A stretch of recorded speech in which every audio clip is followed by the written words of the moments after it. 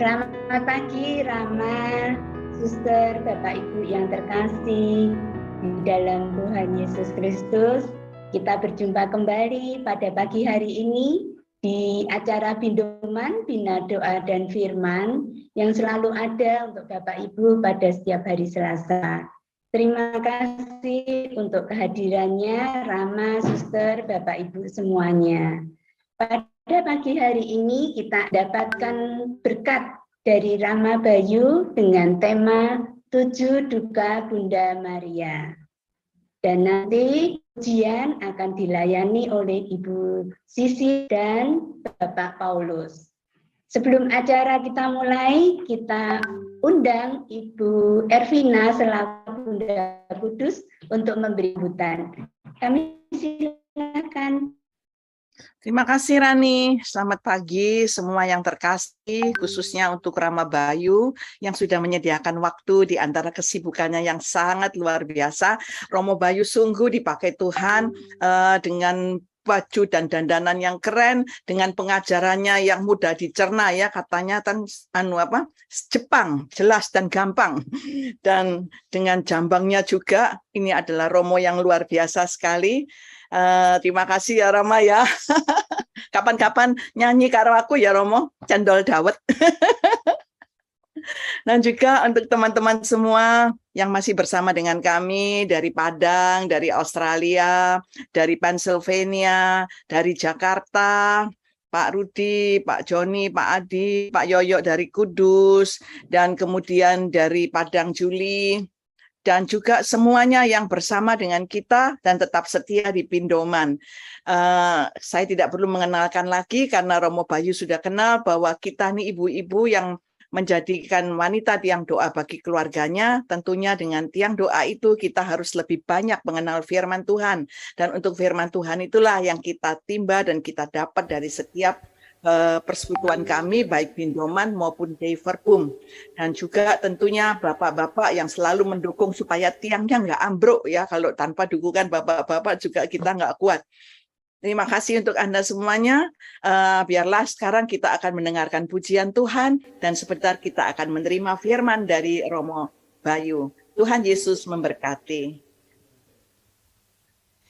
Shalom Bapak Ibu yang terkasih dalam Tuhan Yesus. Shalom semuanya. Siapa di sini yang telah merasakan kebaikan Tuhan dalam hidupnya? Lambaikan tangan. Pasti kita semua merasakan kebaikan Tuhan yang luar biasa ya. Puji Tuhan. Baik Bapak Ibu, karena kita saat ini berkumpul, saat ini kita mau bersama-sama memuji Tuhan. Kita mau terus memuji Dia dan menyatakan rasa syukur kita kepadanya. Kita mau katakan betapa baiknya Tuhan dalam hidup kita. Amin. Mari kita sama-sama memuji Tuhan. Boleh sambil bertepuk tangan Bapak Ibu. Betapa baiknya Engkau Tuhan, kasih-Mu tiada berkesudahan. Betapa mulia kasih-Mu Yesus, jiwaku diselamatkan. Betapa baiknya Engkau Tuhan, kasih-Mu tiada berkesudahan. Betapa mulia kasih-Mu Yesus, jiwaku diselamatkan. Hosana ku memuji Tuhan, Hosana ku tinggikan Yesus. Hosana, Hosana, Hosana. Tuhan kita adalah Tuhan yang baik. Mari kita terus memuji Dia dengan penuh sukacita. Kita mau katakan betapa baiknya Tuhan kita. Betapa baiknya Engkau Tuhan, kasih-Mu tiada berkesudahan. Betapa mulia kasih-Mu Yesus, jiwaku diselamatkan. Hosana, Hosana ku memuji Tuhan, Hosana ku tinggikan Yesus. Hosana, Hosana, Hosana. Katakan sekali lagi nih. Hosana ku memuji Tuhan, Hosana ku tinggikan Yesus. Hosana,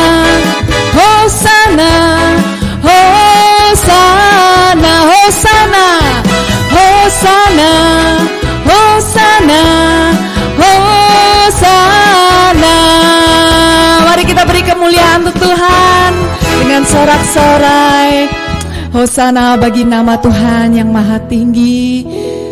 Terima kasih Bapa. Dalam nama Bapa dan Putra dan Roh Kudus, amin.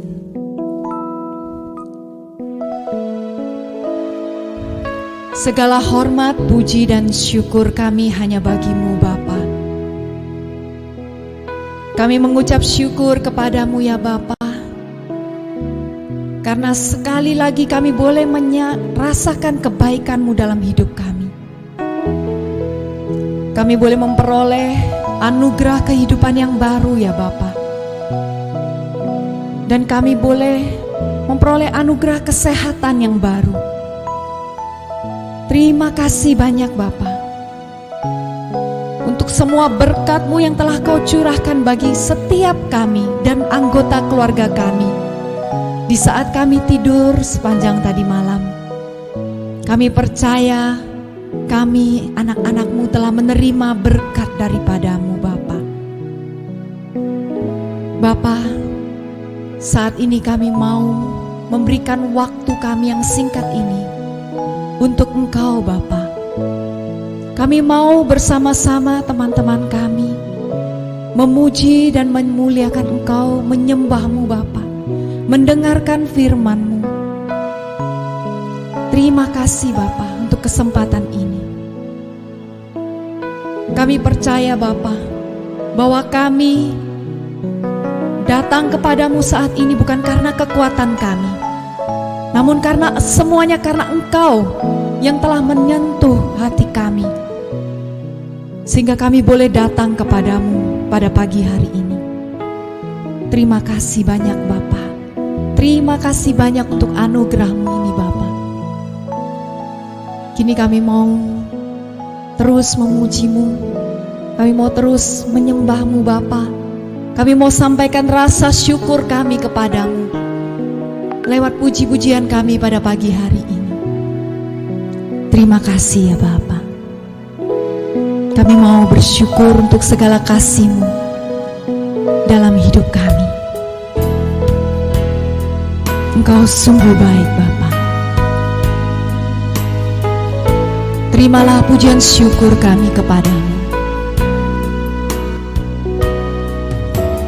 Ku bersyukur padamu Tuhan atas kasih-Mu.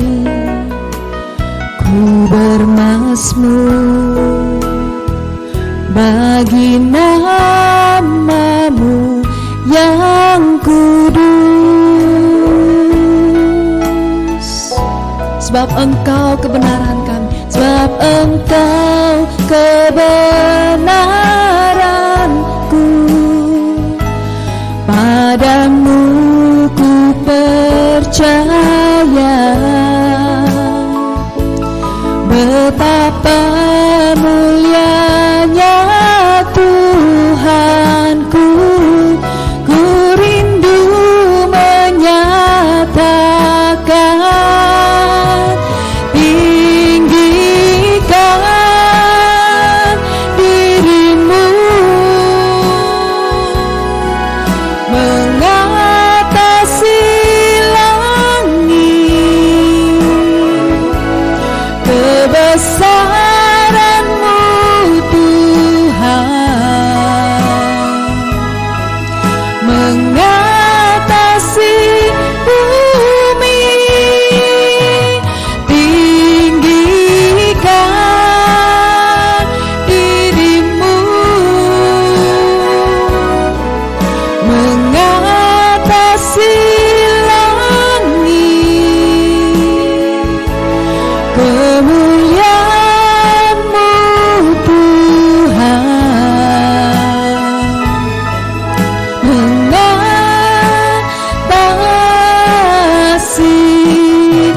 bumi.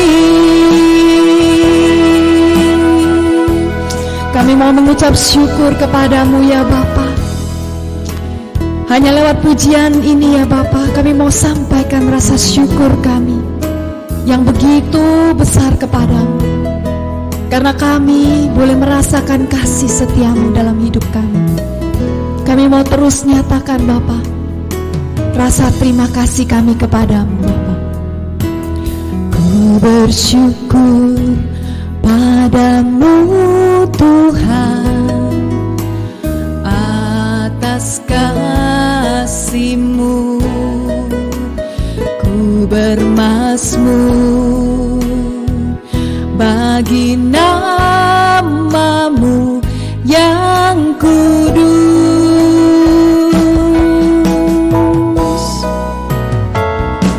sebab Engkau kebenaranku,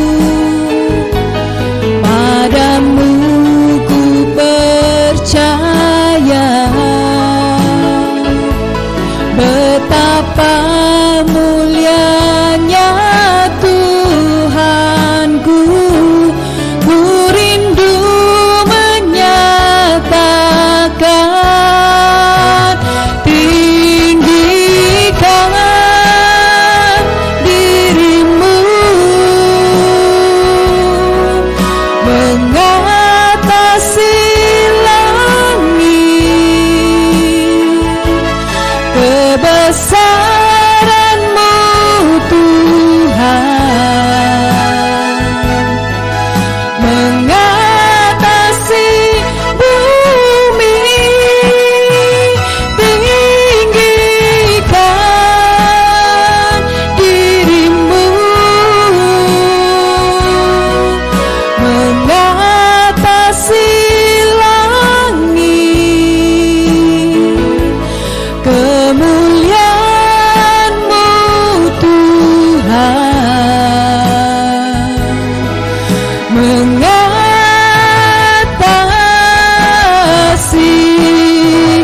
bumi. Mari puji Dia dengan segenap hati. Tinggikan diri-Mu mengatasi langit. Kebesaran-Mu Tuhan mengatasi bumi. Tinggikan diri-Mu mengatasi langit. Kemuliaan-Mu Tuhan mengatasi bumi. Kemuliaan-Mu, kemuliaan-Mu Tuhan, kemuliaan-Mu, kemuliaan-Mu Tuhan mengatasi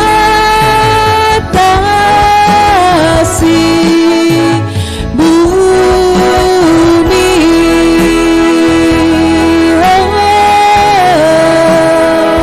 Kami bersyukur Bapa untuk kasih-Mu yang begitu besar, yang begitu melimpah dalam hidup kami.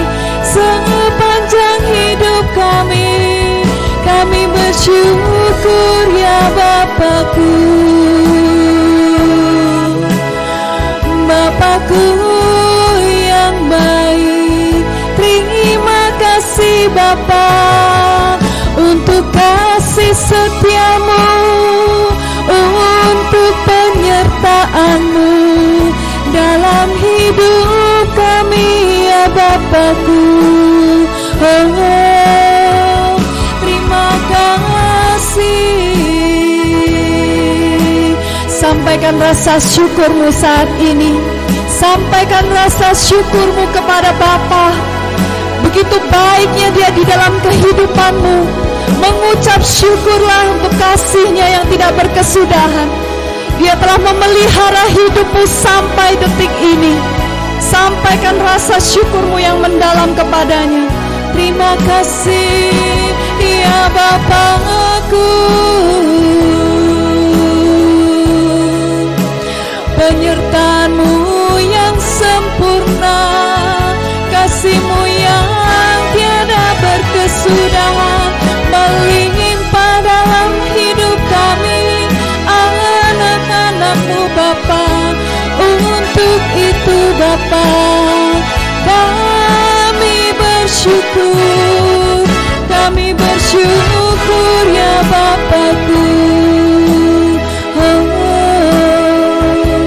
Terima kasih Bapa, Engkau baik. Terima kasih ya Bapakku. Terima kasih ya Bapakku.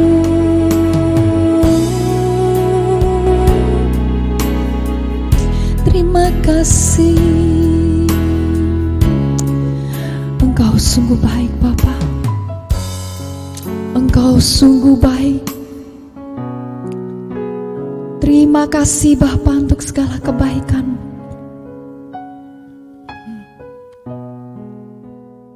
Inilah pujian syukur kami kepadamu Bapa. Kiranya Engkau berkenan Bapa. Kiranya Engkau melihat hati kami yang melimpah dengan syukur kepadamu. Terima kasih Bapa, terima kasih. Kami juga boleh merasakan kebaikan-Mu lewat pengorbanan putra-Mu di atas kayu salib. Lewat darahnya yang tertumpah bagi kami. Kami sungguh bersyukur Bapa. Terima kasih Bapa, terima kasih Yesus.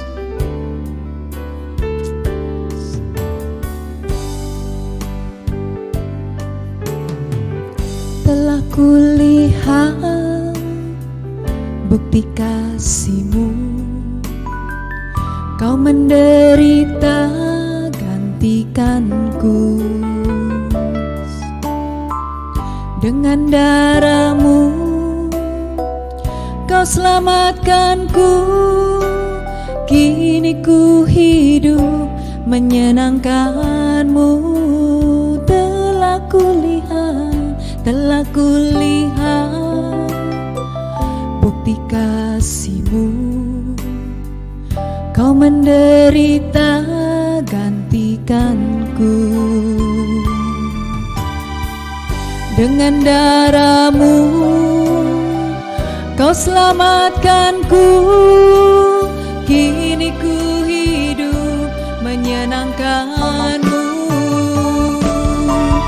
Terlalu besar kasih-Mu Bapa, pengorbanan yang Kau berikan bagiku. Terlalu mahal darah-Mu Yesus, tercurah untuk menebus hidupku. Terima kasih ya Yesus. Terima kasih untuk pengorbanan-Mu bagi setiap kami. Biarlah kami boleh hidup berkenan kepadamu. Biarlah darah-Mu yang tertumpah di atas kayu salib tidak terbuang sia-sia. Izinkan kami untuk terus memuji dan menyembah-Mu, untuk menyatakan kasih kami kepadamu Bapa.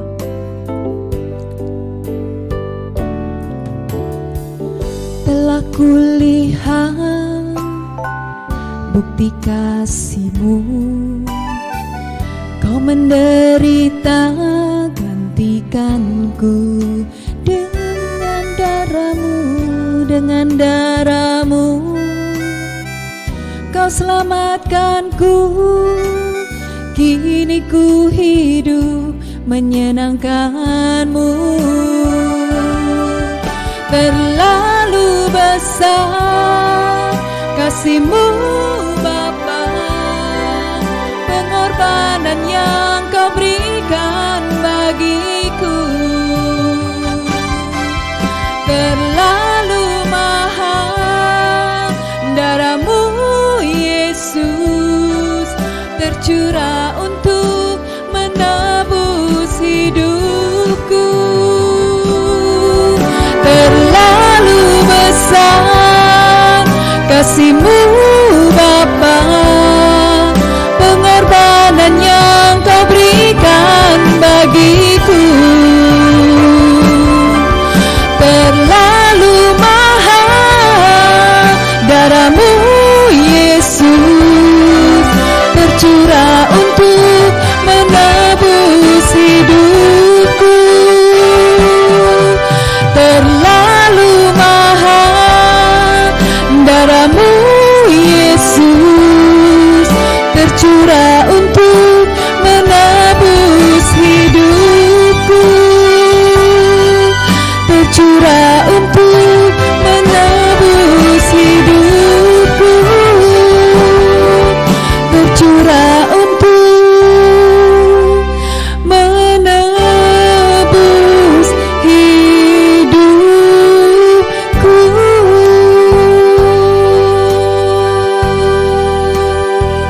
Kami berterima kasih untuk darah-Mu yang Kau korbankan bagi kami.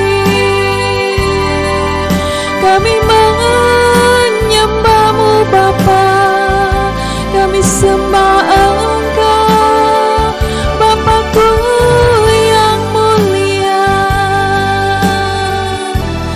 Terima kasih untuk pengorbanan-Mu ya Bapakku, ya Rajaku. Terima kasih, kami mau memuji-Mu, Kau Bapakku yang baik, Bapakku yang setia. Terima kasih Bapa, terima kasih Yesus untuk kasih-Mu. Terima kasih.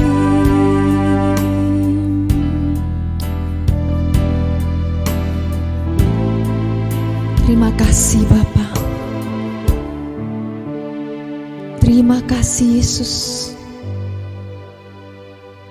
untuk pengorbanan-Mu yang luar biasa bagi kami.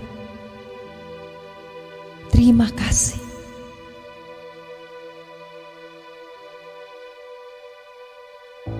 Kini kami mau mendengarkan Engkau. Kami mau mendengarkan firman-Mu lewat anak-Mu yang terkasih, Rama Bayu. Kiranya Engkau berkenan Bapa mengurapi anak-Mu ini, mengurapi kami semua yang saat ini mendengarkan Engkau. Kiranya setiap firman yang boleh kami dengar pada pagi hari ini boleh sungguh-sungguh berbicara kepada setiap kami. Biarlah setiap hati kami boleh seperti tanah yang subur bagi setiap taburan firman-Mu. Terima kasih Bapa. Terima kasih Allah Roh Kudus. Kemuliaan kepada Bapa dan Putra dan Roh Kudus, seperti pada permulaan, sekarang, selalu, dan sepanjang segala abad. Amin. Saya persilakan Rama Bayu. Selamat pagi, apakah suara saya terdengar dengan baik? Jelas Romo. Terima kasih, Jelas, saya Romo. akan share screen dulu ya. Pertama saya ucapkan terima kasih kepada komunitas Bunda Kudus, Bindoman, Bina Doa dan Iman untuk kesekian kalinya, yang keberapa ya saya sudah lupa juga. Sudah beberapa kali bersama-sama untuk mendalami iman Katolik. Terima kasih atas kesempatan untuk berjumpa secara virtual dan saya mengucapkan Shalom Alaikum. Kita akan membahas 7 duka Santa Perawan Maria. Apa saja sih yang disebut sebagai 7 duka Santa Perawan Maria? Berikut inilah yang dimaksud sebagai 7 duka Santa Perawan Maria menurut Gereja Katolik yang secara tradisional berabad-abad lalu sampai hari ini dipelihara di dalam iman Katolik. Yang pertama, nubuat Simeon. Yang kedua, lari ke Mesir. Yang ketiga, Yesus hilang di Bait Allah. Yang keempat, Bunda Maria berjumpa dengan Tuhan Yesus di jalan salib. Yang kelima, Bunda Maria berdiri di bawah kaki salib. Yang keenam, Bunda Maria menerima jenazah Yesus. Dan yang ketujuh, Bunda Maria menguburkan jenazah Yesus. Inilah ketujuh duka Santa Perawan Maria. Hal yang pertama, mari kita bahas secara liturgis bagaimana hubungan devosi ini atau ajaran iman ini terkait dengan liturgi Gereja Katolik. Perayaan liturgi untuk Bunda Maria yang berduka cita itu jatuh pada setiap tanggal 15 September. Jadi Gereja Katolik seluruh dunia itu merayakan perayaan wajib Santa Perawan Maria yang berduka cita setiap 15 September. Satu hari sebelumnya, yaitu tanggal 14 September adalah Pesta Salib Suci. Tentulah yang dimaksud sebagai Pesta Salib Suci adalah salibnya Sang Kristus. Maka kalau kita urutkan begini, 14 September Pesta Salib Suci, 15 September Pesta Santa Perawan Maria yang berduka cita. Jadi dua perayaan ini sambung menyambung. Coba perhatikan. 14 September salibnya Sang Kristus dirayakan, 15 September Maria berduka cita. Berarti duka cita Maria terhubung dengan salib Kristus. Manis sekali bukan gereja mengatur perayaannya. Jadi perayaan yang berturut-turut ini menunjukkan bahwa duka cita Santa Perawan Maria sangat terkait dengan salib Kristus. Maka kalau kita melakukan devosi ini, yaitu devosi 7 duka Santa Perawan Maria, tidak lain dan tidak bukan kita terfokus pada salib Kristus.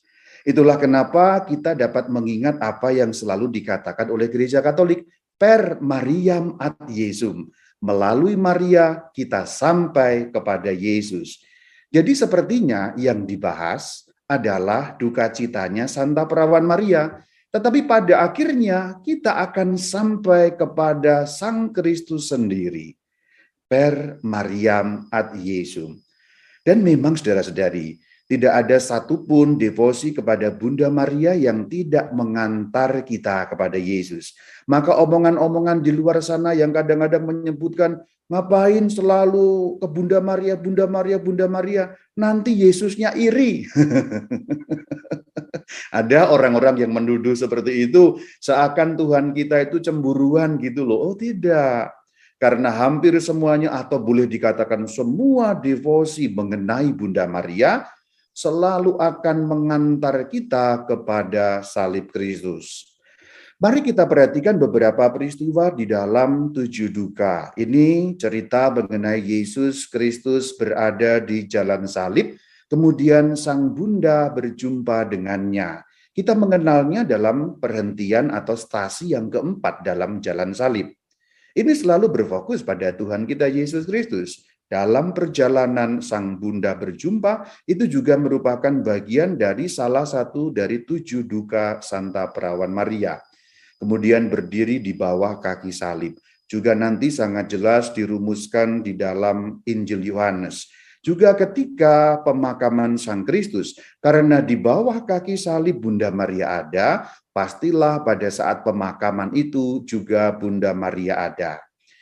Itu semua memberikan inspirasi kepada seorang seniman besar dari Eropa, dari Italia, yang bernama Michelangelo, yang memiliki satu karya besar patung yang disebut sebagai patung Pieta. Ini sekarang sudah banyak sekali tiruannya. Aslinya ada di Vatikan sana, itu bernama patung Pieta. Ini menginspirasi bagi patung-patung di seluruh dunia, yaitu patung yang menggambarkan Bunda Maria yang sedang memangku jenazah Sang Kristus yang sudah wafat. Pieta itu bahasa apa namanya?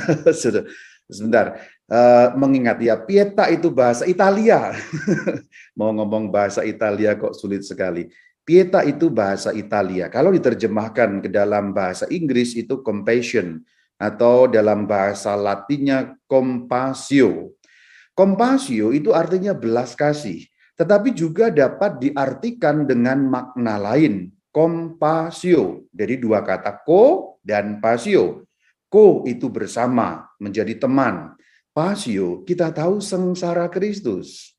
Itulah kenapa setiap kita merayakan Jumat Agung, kita mendengarkan kisah sengsara Tuhan kita Yesus Kristus, atau secara populer disebut sebagai pasio. Karena pasio itu memang artinya sengsara. Itulah kenapa ketika Bunda Maria dipatungkan dengan cara seperti itu, Pieta, compassion, compasio, co, dan pasio, Bunda Maria bersama-sama menderita bersama dengan Kristus. Memang yang menderita tentulah Sang Kristus Tuhan kita yang merasakan semuanya. Tentu secara fisik demikian. Tetapi apakah Bunda Maria tidak menderita? Tentu saja menderita, saudara-saudari. Memang barangkali tidak satupun luka terkena pada Bunda Maria, tetapi melihat putranya diperlakukan demikian, ibu manakah yang tidak terluka batinnya? Ibu manakah yang tidak mengalami pasio? Ibu manakah yang tidak mengalami kesengsaraan melihat putranya dihancurkan dengan cara sedemikian rupa, dengan kekejian, dengan kebengisan yang luar biasa, sampai wafat di kayu salib, bukan dengan cara wajar, tetapi dengan cara yang melebihi, boleh dikatakan penyiksaan yang di luar batas kemanusiaan. Itulah kenapa patung Pieta dapat kita artikan sebagai Bunda Maria yang turut bersengsara bersama dengan Kristus. Inilah yang disebut sebagai compasio, compasio.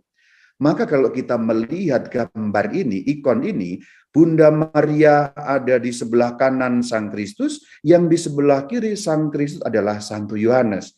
Digambarkan Bunda Maria, perhatikan gambarnya, memegang kain dan menyeka muka, dan digambarkan dari matanya keluar air mata. Disitulah bagaimana Bunda Maria merasakan kepedihan yang tiada tara, boleh dikatakan bersengsara bersama dengan Sang Kristus. Maka saudara-saudari, kita kembali mengingat bahwa 7 duka Santa Perawan Maria tidak lain dan tidak bukan mengenangkan kembali sengsara Kristus yang telah membela kita, sengsara Kristus yang telah menyelamatkan kita. Alkitab mengatakan oleh karena bilur-bilurnya kamu menjadi sembuh. Maka 7 duka Santa Perawan Maria sesungguhnya akan mengantar kita pada permenungan akan salib Kristus. Itu hal pertama yang dapat kita uraikan kalau kita melihat bagaimana urutan dalam liturginya. 14 September Pesta Salib Suci, 15 September perayaan Bunda Maria yang berduka cita. Hubungannya sangat erat. Itulah kenapa gereja menempatkan 2 perayaan itu berurutan, karena satu dengan yang lain tidak dapat dipisahkan. 7 duka Santa Perawan Maria hanya dapat dipahami kalau kita memandang salib Kristus, atau kalau kita memandang salib Kristus, kita mengingat 7 duka Santa Perawan Maria. Indah sekali bukan? Kalau kita mengamat-amati, kalau kita meneliti dengan seksama devosi mengenai 7 duka Santa Perawan Maria. Dan yang paling penting, devosi ini sangat alkitabiah. Gereja Katolik kan sering dituduh ya, nggak ada Alkitabnya. Ngabur semuanya itu, karena semua devosi-devosi yang ada dalam Gereja Katolik yang berkaitan dengan Bunda Maria atau dengan santo-santa yang lain, selalu ada landasan yang kuat pada Alkitab. Hal pertama selesai, yaitu pembahasan mengenai liturgi Bunda Maria yang berduka cita. Sekarang yang nomor 2, kita akan membahas mengenai bagaimana sejarahnya devosi 7 duka Santa Perawan Maria. Demikian sejarahnya.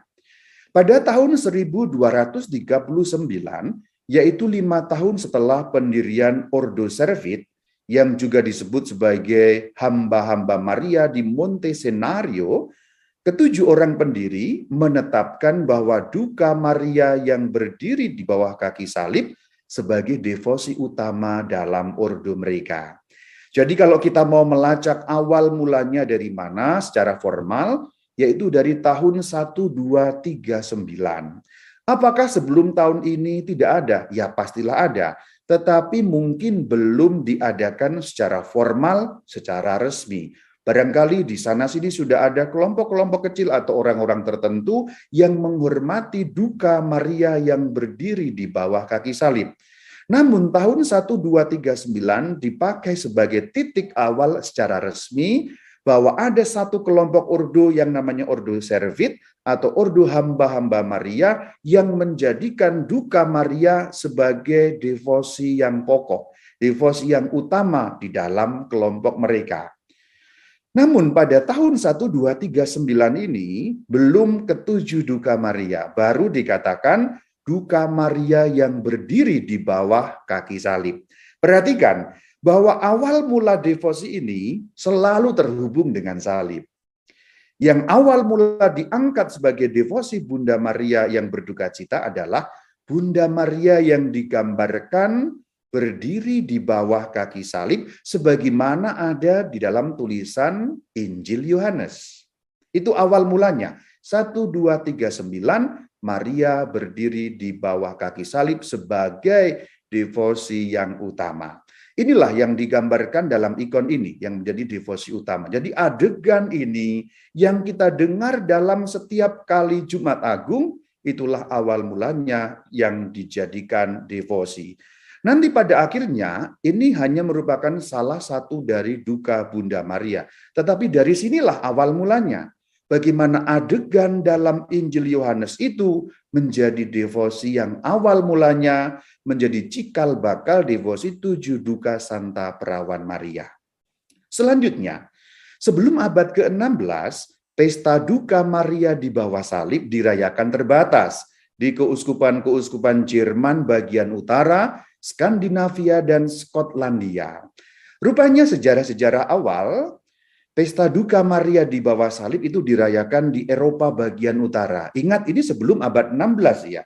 Berarti sebelum munculnya gerakan reformasi alias sebelum munculnya ex Romo Martin Luther yang kemudian melahirkan gereja-gereja reformasi dan atau protestantisme yang kemudian memecah belah gereja terutama di Eropa bagian utara. Dulu semua Eropa adalah Kristen yang Katolik. Tentu saja orang Jerman, orang Skandinavia, orang Skotlandia semuanya Katolik. Maka mempraktikkan devosi yaitu duka Maria di bawah kaki salib. Tapi ini sebelum abad 16. Nah kemudian pada akhir abad ke-16, barangkali setelah Eropa Utara kemudian sebagian besar menjadi Protestan, tentu ada yang tetap menjadi Katolik, tapi sebagian besar kemudian menjadi Protestan. Pesta itu kemudian merembet atau menyebar ke bagian selatan wilayah Eropa. Jerman, Skotlandia, Skandinavia itu bagian utara, bumi belahan utara dari Eropa. Kemudian akhir abad ke-16 pesta itu menyebar ke bagian selatan. Beberapa contohnya. Tahun 1506 itu sudah dirayakan oleh para suster kabar gembira, Anunsiasi, yaitu dirayakan pada Senin setelah Minggu Sengsara. Duka Bunda Maria di bawah kaki salib dirayakan Senin setelah Minggu Sengsara. Contoh yang kedua, pada tahun 1600 itu sudah dirayakan oleh para suster Servit yang tadi kita awalnya sudah lihat ya, yang mereka tinggalnya di Valencia, itu ada di Italia zaman sekarang, pada Jumat sebelum Minggu Palem. Jadi Senin setelah Minggu Sengsara, kemudian Jumat sebelum Minggu Palma. Kita lihat rinciannya. Para suster kabar gembira merayakan Senin setelah Minggu Sengsara. Para suster Servit Valencia merayakan Jumat sebelum Minggu Palma. Minggu Palma kita kenal. Kalau Minggu Sengsara itu apa ya? Barangkali ada yang belum tahu bahwa Minggu Sengsara sebenarnya adalah Minggu Palma itu. Jadi ini suatu istilah. Minggu Palma istilah yang umum kita kenal. Minggu Palem kita ke gereja membawa palem. Namun juga ada istilah yang lain, yaitu yang dinamakan Minggu Sengsara. Itulah kenapa, coba perhatikan nanti kalau Minggu Palma atau diingat-ingat Minggu Palma tahun lalu dan tahun-tahun sebelumnya. Setiap Minggu Palma bacaan Injilnya apa? Bacaan Injilnya kisah sengsara. Kalau tahun A diambil dari Injil Matius, tahun B diambil dari Injil Markus, tahun C diambil dari Injil Lukas. Barulah nanti pada Jumat Agung sepanjang tahun itu diambil dari Injil Yohanes. Jadi Minggu Palma itu Minggu Sengsara. Itulah kenapa bacaannya diambil dari kisah sengsara Tuhan kita. Maka sebenarnya fokus devosi ini sengsara dan wafat Kristus. Sekali lagi kita diingatkan bahwa 7 duka Santa Perawan Maria fokusnya sengsara dan wafat Yesus Kristus Tuhan kita. Ad Yesum per Mariam ad Yesum. Haleluya, saudara. Jadi sepertinya yang kita tuju Maria, tapi sesungguhnya ujung akhirnya adalah baginda Tuhan kita Yesus Kristus. Kalau menggunakan gambaran, boleh jadi di berandanya itu Bunda Maria, tetapi di dalam rumahnya kita menuju pada Sang Kristus Tuhan kita. Itulah kenapa devosi itu dihubungkan dengan Minggu Sengsara. Perhatikan, 1506 itu dirayakan Senin setelah Minggu Palem. Jadi Minggu Palem, Seninnya Bunda Maria berduka cita. Kemudian 1600 Jumat sebelum Minggu Palem sebagai sebuah antisipasi. Entah sebelumnya, entah setelahnya, intinya selalu terhubung pada Minggu Sengsara, terhubung pada kisah sengsara, terhubung dengan pasio sengsara, wafat Sang Kristus Tuhan kita. Lanjutkan sejarahnya. Setelah 1600, devosi itu populer di Perancis, makin ke selatan lagi, makin ke barat ya. Pada Jumat sebelum Minggu Palma, perhatikan selalu dihubungkan dengan Minggu Sengsara, dihubungkan dengan kesengsaraan. Selanjutnya pesta itu diberlakukan bagi seluruh kekaisaran Jerman pada 1674. Waktu itu belum bentuk negara-negara republik seperti sekarang, masih bentuk kerajaan-kerajaan dan kekaisaran di wilayah Eropa sana. Pada 1668, pesta itu mulai dirayakan oleh para Servit pada 15 September dengan fokus devosi pada 7 duka Santa Perawan Maria. Jadi inilah awal mulanya dirayakan pada tanggal 15 September, yaitu pada tahun 1668. Untuk pertama kalinya, 7 duka Santa Perawan Maria dirayakan dalam liturgi oleh para Servit, yaitu hamba-hamba Maria. Ini mengingatkan kita pada zaman sekarang, dan itu terus lestari sampai hari ini. Gereja Katolik Latin merayakan perayaan wajib Santa Perawan Maria yang berduka cita setiap 15 September, sebagaimana sudah kita lihat dari bagian awal tadi. Nah, kemudian oleh Bapak Suci diresmikan bagi seluruh gereja, yaitu pada tanggal 22 April 1727 dengan sebuah dekret, Sri Paus Benediktus ke-13 memperluas pesta itu bagi seluruh gereja Latin dengan nama Septem Dolorem Beate Maria Virginis, atau dalam bahasa Indonesia diterjemahkan 7 duka Santa Perawan Maria. Septem Dolorum Beate Maria Virginis, 7 duka Santa Perawan Maria. Apa maksudnya diperluas untuk seluruh gereja Latin? Begini ceritanya. Kita sudah lihat sedikit cerita itu tadi, bahwa awal mulanya hanya dirayakan kecil, 1 ordo, 2 ordo, lalu beberapa keuskupan di wilayah utara, lalu menyebar ke keuskupan lain di wilayah selatan, lalu ke Perancis, seluruh Jerman, dan seterusnya. Nah, kemudian Bapak Suci kemudian mewajibkan untuk perayaan ini bagi seluruh gereja Latin, yaitu gereja Barat yang menggunakan bahasa Latin. Kita juga beberapa hal kita dapat lihat bahwa karakter pestanya tetap Maria di bawah salib. Jadi meskipun namanya 7 duka Santa Perawan Maria, namun fokus utama perayaan itu adalah Bunda Maria yang berada di bawah salib. Itu fokusnya.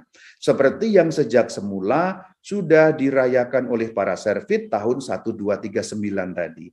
Memang cikal bakalnya kan itu. Itulah cikal bakal 7 duka Santa Perawan Maria. Berangsur-angsur gereja mengembangkan menjadi jumlah 7. Tentulah jumlah 7 juga simbolik. Alkitab kalau menyebut angka 7 itu angka sempurna, maka hari berjumlah 7, karya Allah sempurna. 7 duka Santa Perawan Maria akan menggambarkan dukanya sempurna.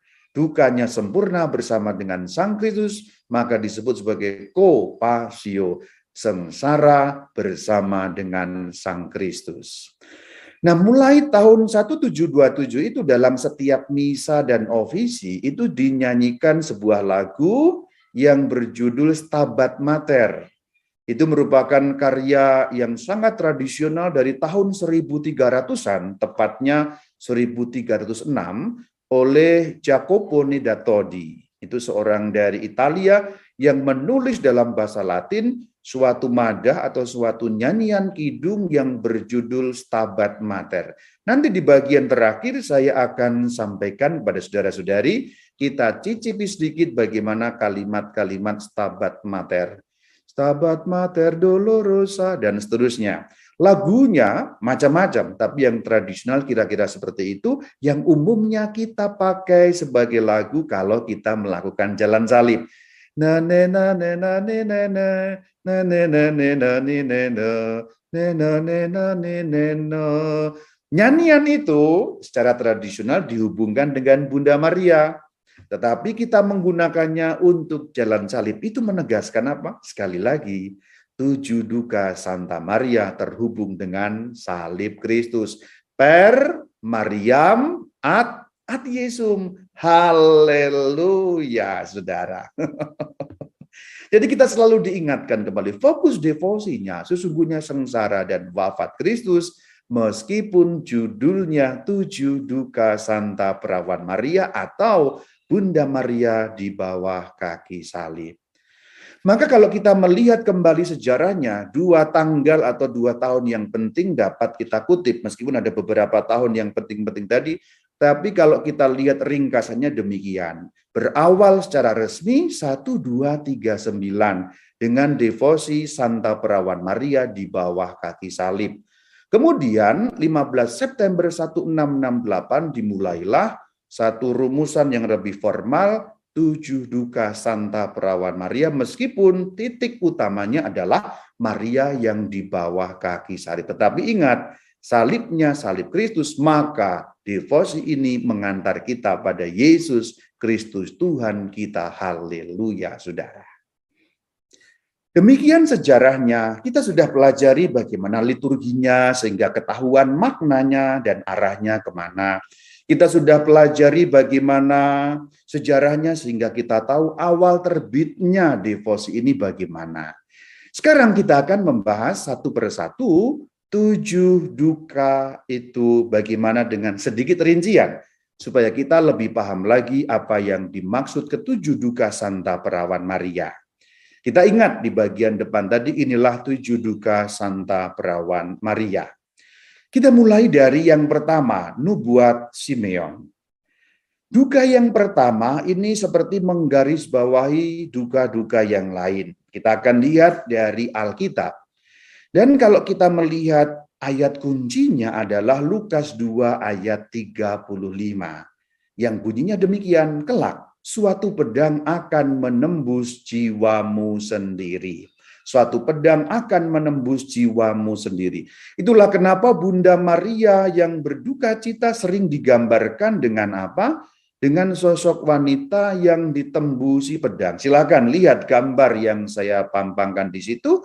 Ini bahkan ikon gereja timur, yaitu gereja Rusia, juga menggambarkan mirip yang digambarkan oleh gereja Latin. Jadi Bunda Maria lalu ada pedang-pedang seperti yang tertancap pada badannya.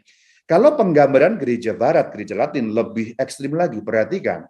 Di bagian belakang dari background yang saya buat, tentu saudara-saudari bisa lihat ya, itu gambar Bunda Maria wajahnya, lalu ada gambar hati Bunda Maria, ada 7 pedang yang langsung tertancap pada hatinya.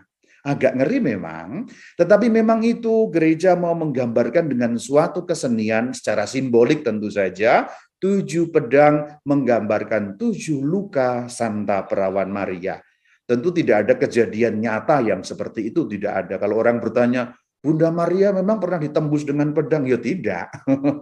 Itu penggambaran simbolik karya seni untuk menggambarkan jumlahnya 7 pedang. Nah, pedang itu dari mana penggambarannya? Lukas 2 ayat 35.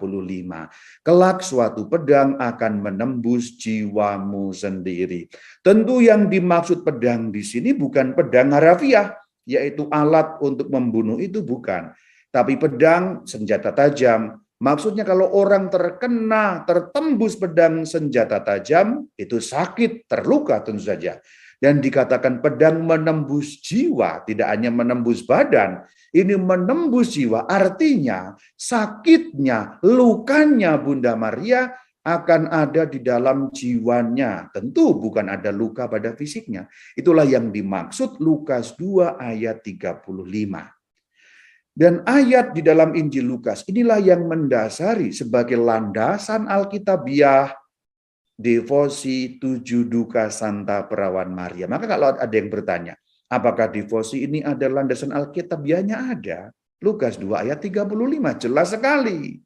Lihat saudara, orang menuduh boleh, tapi bahwa kenyataannya memang Alkitab memberikan suatu landasan terhadap penghormatan devosi 7 duka ini. Kita lihat selanjutnya bagaimana konteksnya. Ini ayat kuncinya sudah kita lihat. Kalau kita lihat rinciannya barangkali akan lebih memperluas wawasan kita. Lukas 2 ayat 21 sampai 35. Yuk mari kita baca sama-sama. Ketika genap 8 hari dan ia harus disunatkan, ia diberi nama Yesus, yaitu nama yang disebut oleh malaikat sebelum ia dikandung ibunya. Jadi ini Yesus Tuhan baru berumur 8 hari. Dan aku mengajak, ketika kita membaca ayat-ayat suci ini, kita membacanya dengan perasaan. Mari sekarang kita membacanya dengan perasaan, terutama membaca dengan perasaan sebagai seorang ibu. Saya yakin ini semua kebanyakan adalah para ibu yang tergabung dalam Bindoman, maka disebutnya kelompok atau komunitas Bunda Kudus. Tentu akan lebih mudah membaca dengan perasaan dibandingkan kami ini para ayah. Maka tema ini sangat bagus dan sangat cocok ketika diangkat oleh komunitas Bindoman yang sebagian besar adalah ibu-ibu. Yo ibu-ibu, saya mengajak Anda membaca ini dengan perasaan seorang ibu.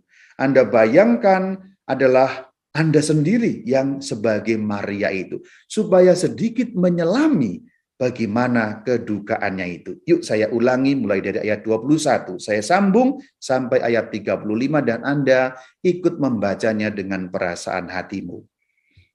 Ketika genap 8 hari dan ia harus disunatkan, ia diberi nama Yesus, yaitu nama yang disebut oleh malaikat sebelum ia dikandung ibunya. Lalu ketika tiba waktu penyucian menurut hukum Musa, mereka membawa dia ke Yerusalem untuk menyerahkannya kepada Tuhan. Seperti ada tertulis dalam hukum Tuhan, semua anak laki-laki sulung harus dikuduskan bagi Allah dan untuk mempersembahkan kurban menurut apa yang difirmankan dalam hukum Tuhan, yaitu sepasang burung tekukur atau 2 ekor anak burung merpati. Adalah di Yerusalem seorang bernama Simeon. Nah, ini Simeon yang akan nanti menyampaikan nubuat. Ia seorang yang benar dan saleh, yang menantikan penghiburan bagi Israel, dan Roh Kudus ada di atasnya. Kepadanya telah dinyatakan oleh Roh Kudus bahwa ia tidak akan mati sebelum ia melihat Mesias, yaitu Dia yang diurapi Tuhan. Ia datang ke bait Allah oleh Roh Kudus. Ketika Yesus anak itu dibawa masuk oleh orang tuanya untuk melakukan kepadanya apa yang ditentukan hukum Taurat, ia, maksudnya Simeon, menyambut anak itu, maksudnya bayi Yesus, dan menggendongnya sambil memuji Allah, katanya. Lalu Simeon memberkati mereka, jadi memberkati mereka bertiga, dan berkata kepada Maria, ibu anak itu. Perhatikan Simeon yang membawa bayi Yesus, kemudian berkata kepada Maria, Bunda Yesus. Sesungguhnya anak ini, perkataan ini ditujukan kepada siapa? Ditujukan kepada Bunda Maria, tetapi awal mulanya memberikan nubuat untuk Sang Kristus. Sesungguhnya anak ini, Yesus Tuhan, ditentukan untuk menjatuhkan dan membangkitkan banyak orang di Israel, dan untuk menjadi suatu tanda yang menimbulkan perbantahan, supaya menjadi nyata pikiran hati banyak orang. Tetapi kelak, suatu pedang akan menembus jiwamu sendiri.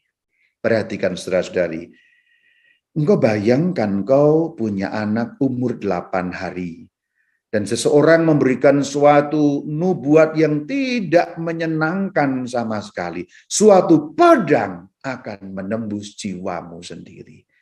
Punya anak itu kan sukacita. Kegembiraan dan sukacita itu seperti tanda petik dihancurkan oleh nubuat yang sangat tidak menyenangkan. Sukacita memiliki anak, tiba-tiba diberi nubuat suatu pedang nanti akan menembus jiwamu. Inilah hal pertama yang disebut sebagai duka pertama dari 7 duka Santa Perawan Maria. Sedih bukan? Duka bukan? Ya itulah yang terjadi. Dan ini menjadi landasan-landasan bagi hal-hal yang lain, nomor 2, nomor 3, nomor 4, dan seterusnya sampai nomor 7. Sekarang kita lihat bagaimana duka yang kedua, pelarian ke Mesir. Kita lihat bahwa kalau kita membuka Injil Matius pada ayat yang kedua, kita akan menjumpai nas demikian. Matius 2 ayat yang ke-13. Setelah orang-orang Majus itu berangkat, berarti Yesus masih bayi dan belum terlalu lama dari waktu kelahirannya. Tampaklah malaikat Tuhan kepada Yusuf dalam mimpi dan berkata, bangunlah, ambillah anak itu serta ibunya, larilah ke Mesir dan tinggallah di sana sampai aku berfirman kepadamu, karena Herodes akan mencari anak itu untuk membunuh dia. Perhatikan ayat 14, Yusuf pun bangun, jadi itu malam-malam saudara.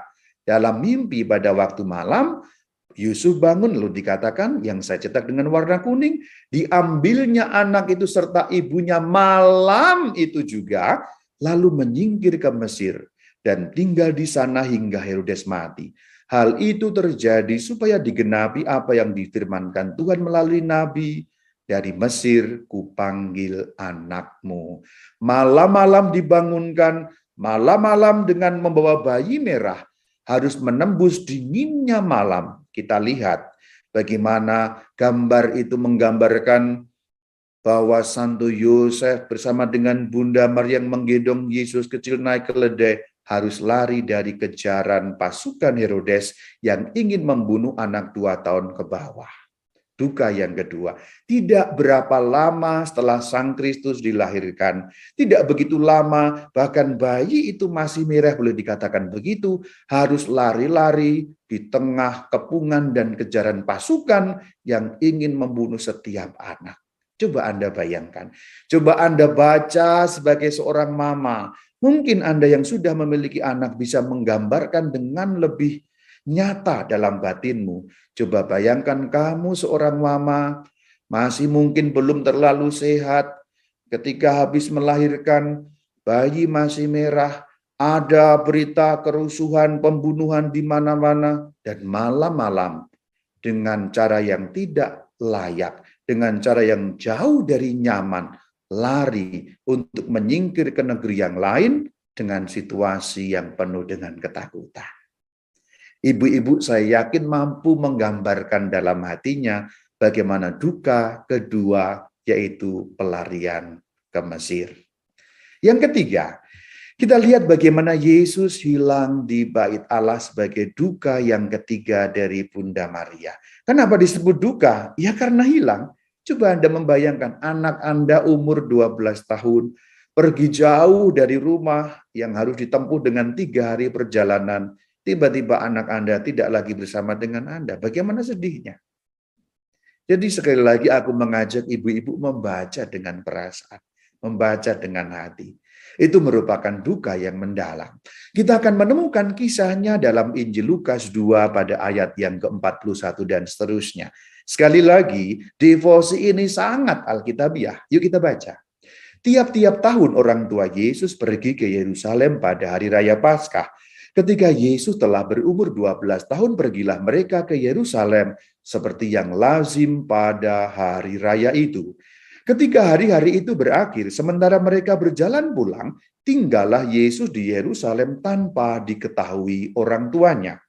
Karena mereka menyangka bahwa ia, maksudnya Yesus, karena mereka menyangka bahwa ia, maksudnya Yesus, ada di antara orang-orang seperjalanan mereka. Berjalanlah mereka sehari perjalanan jauhnya, lalu mencari dia di antara kaum keluarga dan kenalan mereka. Karena mereka tidak menemukan dia, kembalilah mereka ke Yerusalem sambil terus mencari dia. Coba perhatikan, bagaimana tidak sedih seorang ibu. Sudah berjalan 1 hari, tiba-tiba menyadari kok tidak ada. Lalu dicari di antara kaum keluarga yang berjalan sama-sama. Oh, tidak ada. Bagaimana sedihnya seorang ibu dan membayangkan bagaimana nasibnya seorang anak yang 12 tahun umurnya. Harus Anda pahami, Yerusalem dan Nazaret tidak dekat jaraknya. Kira-kira 3 hari perjalanan jauhnya dengan berjalan kaki. Jadi bukan perjalanan yang dekat Surabaya Gresik itu enggak ya, jauh itu ya, mungkin Surabaya sampai Jakarta. Tetapi itu adalah jarak yang harus ditempuh pada zaman kuno. Jangan bayangkan pada zaman sekarang. Bagaimana sedihnya kehilangan anak dalam keadaan seperti itu. Lalu mereka kembali ke Yerusalem. Sesudah 3 hari, coba bayangkan, terpisah 3 hari. Kalau kamu seorang mama, apa perasaanmu anakmu hilang dari genggamanmu, 3 hari tidak berjumpa? Apa hatimu? Bagaimana rasanya hatimu? Sesudah 3 hari mereka menemukan dia dalam bait Allah. Ia sedang duduk di tengah-tengah para guru agama sambil mendengarkan mereka dan mengajukan pertanyaan-pertanyaan kepada mereka. Semua orang yang mendengar dia sangat heran akan kecerdasannya dan jawaban-jawaban yang diberikannya. Ketika orang tuanya melihat dia, tercenganglah mereka. Lalu kata ibunya, perhatikan yang berkata sang ibu, yaitu Bunda Maria, "Nak, mengapakah engkau berbuat demikian terhadap kami? Lihat, bapakmu dan aku dengan cemas mencari engkau." Perhatikan bagian warna kuning dan bacalah dengan perasaan seorang mama. Ayahmu dan aku dengan cemas mencari engkau. 3 hari baru ketemu. Perhatikan apa yang dijawab oleh Sang Kristus. Mengapa kamu mencari aku? Tidakkah kamu tahu bahwa aku harus berada di dalam rumah Bapakku? Tetapi mereka tidak mengerti apa yang dikatakan kepada mereka. Jawabannya, kalau kita pandang secara jawaban manusiawi, tampaknya ketus saja. Mamanya sudah demikian khawatir. Aku dan ayahmu khawatir, cemas mencari engkau. Terus jawabannya, ngapain nyari gue? Coba bayangkan, perasaannya seorang ibu bagaimana, dan memang tidak mengerti. Bunda Maria tidak mengerti, Santo Yosef tidak mengerti. Tetapi apa yang dilakukan Bunda Maria? Ibunya pun menyimpan semua hal itu di dalam hatinya. Menyimpan di dalam hatinya berarti mengolah semua peristiwa itu dalam suatu perenungan supaya nanti akhirnya mengerti apa maksud ini semua.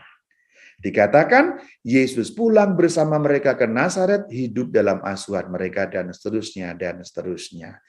Itu tadi duka yang ketiga, kehilangan Sang Kristus masih kecil 12 tahun di bait suci.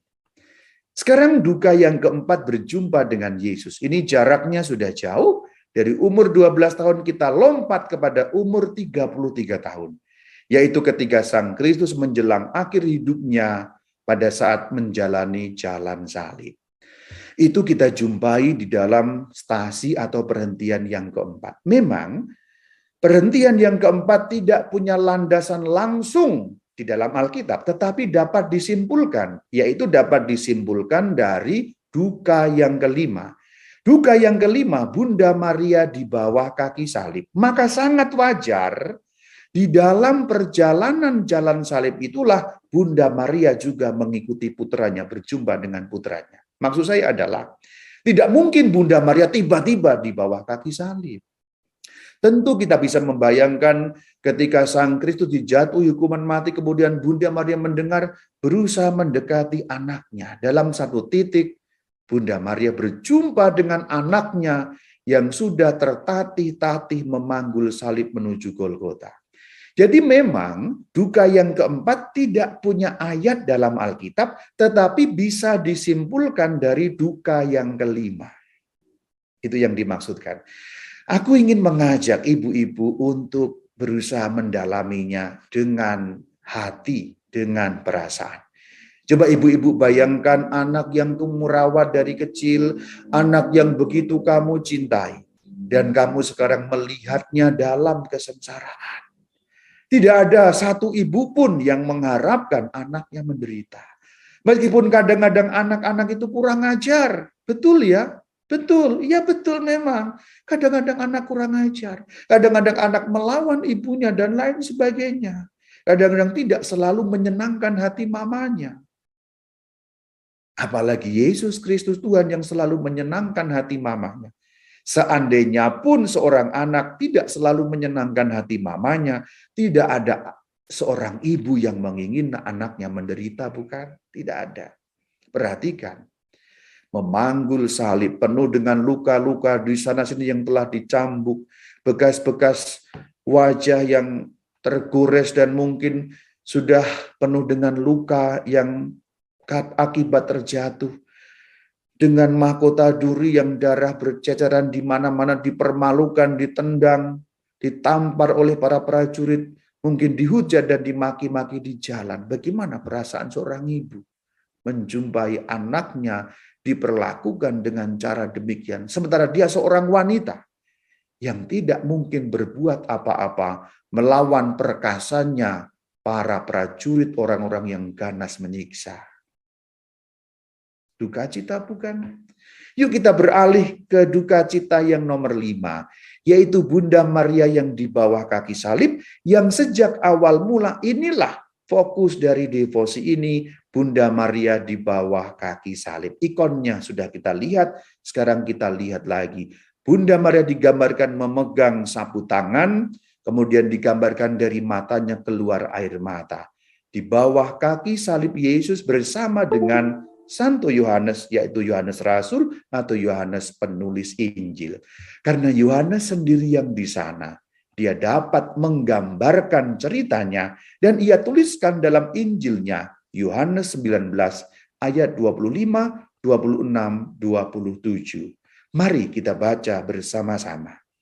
Dekat salib Yesus berdiri ibunya dan saudara ibunya, Maria, istri Klopas dan Maria Magdalena. Ketika Yesus melihat ibunya dan murid yang dikasihinya di sampingnya, berkatalah ia kepada ibunya, "Ibu, inilah anakmu." Murid yang dikasihinya yang dimaksud adalah Yohanes penulis Injil. Adegan-adegan ini kita dengar setiap kali Jumat Agung. Jadi setiap kali Jumat Agung kita merenungkan sengsara Kristus, kita juga ingat bundanya yang menderita. Lagunya merintih sekali, bukan? Coba ingat lagu yang dinyanyikan setiap Jumat Agung. Ibu,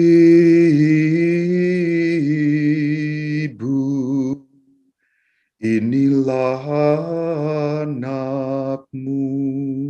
Kurang lebih seperti itu. Mohon maaf untuk tidak merdunya suaraku. Tapi memang seperti itu. Ibu, inilah anakmu. Bagaimana tidak berduka seorang ibu? Sekali lagi, warga Bindoman, ibu-ibu, coba Anda membaca dengan perasaan. Membaca Injil ini dengan hati. Dan bayangkan engkau ibu yang ada dalam sosok Maria itu. Betapa hancur dan berduka hatimu, bukan? Ayat 27. Kemudian kata Yesus kepada muridnya, inilah ibumu, dan seterusnya, dan seterusnya. Itulah awal mula devosi 7 duka Santa Perawan Maria, betapa berdukanya ia di bawah kaki salib Tuhan. Dan itu kemudian berlanjut dalam duka yang ke-6, ketika Bunda Maria menerima jenazah Yesus. Kita lihat bagaimana penggambaran ikon ini. Bunda Maria yang di bawah kaki salib menyaksikan detik-detik pengorbanan Sang Putra, menyaksikan detik-detik kesengsaraan Sang Putra sampai pada wafatnya. Coba bayangkan, seorang ibu yang menerima jenazah anaknya. Banyak cerita dari para ibu yang anaknya meninggal lebih dulu, sedihnya luar biasa. Apalagi ini meninggal dengan cara yang tanda petik tidak wajar. Dengan cara yang bukan biasa-biasa saja. Seorang ibu yang ditinggal mati anaknya dengan cara biasa-biasa saja, itu sudah sangat menyedihkan. Apalagi dengan cara yang seperti ini. Itulah duka yang ke-6 dari Bunda Maria. Yohanes 19 ayat 40. Mereka mengambil jenazah Yesus, mengafaninya dengan kain lenan, dan membubuhinya dengan rempah-rempah, menurut adat orang Yahudi bila menguburkan jenazah. Dan tentulah penutupnya adalah ketika Sang Kristus dimakamkan. Lihat bagaimana Bunda Maria memangku jenazah Yesus Tuhan sebelum dimakamkan. Yang ini juga menjadi inspirasi bagi Michelangelo yang menggambarkan adegan ini dengan sebuah patung yang diberi nama Pieta. Mari kita lihat ayatnya, Yohanes 19, 41-42. Dekat tempat Yesus disalibkan ada suatu taman, dan dalam taman itu ada suatu kubur baru yang di dalamnya belum pernah dimakamkan seseorang. Karena hari itu hari persiapan orang Yahudi, sedang kubur itu tidak jauh letaknya, maka mereka meletakkan jenazah Yesus di situ. Mereka yang dimaksud tentu ada Bunda Maria di sana yang ikut merawat jenazah Sang Putra. Dengan demikian kita sudah mendalami ke-7 duka Bunda Maria yang fokusnya pada seputar sengsara dan wafat Kristus. Maka kita diingatkan bahwa devosi 7 duka ini selain kita membahas Bunda Maria, paling inti kita melihat sosok Yesus yang tersalib, sosok Yesus yang sengsara dan wafat demi kita, yang oleh bilur-bilurnya kita menjadi sembuh. Melalui Bunda Maria kita sampai pada Sang Kristus per Mariam ad Jesum. Bagian terakhir kita menikmati sedikit Stabat Mater, meskipun saya hanya mengutip 3 bait saja, yang lengkapnya 14 bait. Sesuai dengan perhentian dari jalan salib. Kita lihat. Stabat Mater Dolorosa, Juxta Crucem Lacrimosa, dum pendebat filius. Kurang lebih artinya demikian. Bunda yang berduka itu berdiri di samping salib terseduh, sedangkan putranya tergantung.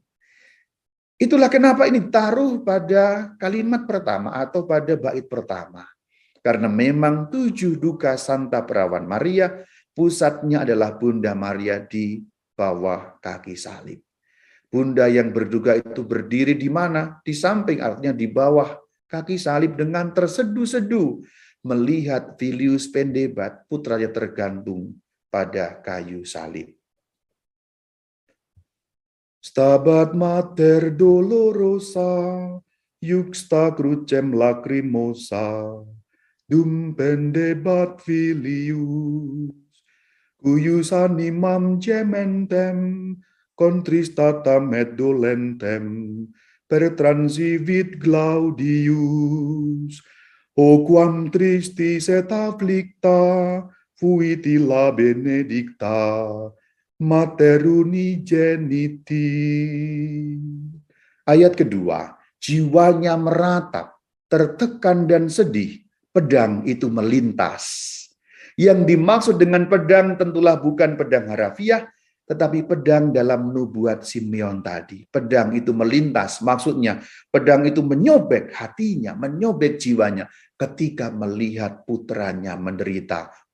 Pasio, menderita bersama dengan sang putra. Ayat yang ketiga, betapa sedih dan terpukul sang terberkati, maksudnya sang perempuan yang terberkati itu, yaitu Bunda Maria, Bunda Putra Tunggal. Nanti Anda dapat menikmati sendiri Stabat Mater dalam berbagai macam lagu. Lagunya ada banyak. Anda searching saja YouTube Stabat Mater, langsung Anda menemukan 14 bait. Dengan ini saya mengakhiri perjumpaan kita membahas 7 duka Santa Perawan Maria dengan mengatakan melalui Bunda Maria kita sampai kepada Yesus dan kita bersyukur akan salib Kristus. Bahwa karena bilur-bilurnya kita disembuhkan. Itulah kenapa Santo Paulus mengatakan kita harus berbangga akan salib Kristus Tuhan kita. Kita harus bangga akan salib Tuhan kita, Yesus Kristus. Demikian pemaparanku, semoga dapat memperkaya imanmu mengenai 7 duka Santa Perawan Maria. Shalom Alaikum. Belum ada pertanyaan, rupanya kita masuk ke pengumuman dulu ya Romo. Mohon waktunya sebentar. Kami persilahkan untuk Sisil menyampaikan pengumuman lebih dahulu sambil menunggu kalau ada pertanyaan. Terima kasih Rani. Ya. Selamat siang Rama Bayu, terima yang berbahagia, juga Bapak, Ibu, dan saudara-saudari yang terkasih dalam Kristus. Saya akan membacakan pengumuman untuk acara komunitas Bunda Kudus dalam pekan ini. Pengumuman yang pertama, Bindoman Selasa depan tanggal 11 Oktober, seperti biasa adakan pukul 10 pagi secara hibrid, yakni secara online dan secara offline di Catholic Center Surabaya, Jalan Bengawan nomor 3, yang akan dilayani oleh Ibu Maria Kristina Kesumajaya Tanamal, yang dikenal dengan Ibu Kesuma, dengan Romi. Ini kita akan belajar untuk Bunda Maria. Dan bagi Bapak Ibu yang mengikuti Bindoman offline dapat mendapat di Sekretariat Bunda Kudus. Maka dilaksanakan hari Kamis pada yang akan dibawa oleh Bapak Dwi Inyomaskama Pengajaran Deuterokanonika. Pengumuman yang ketiga, latihan kur Bunda Kudus diadakan setiap hari di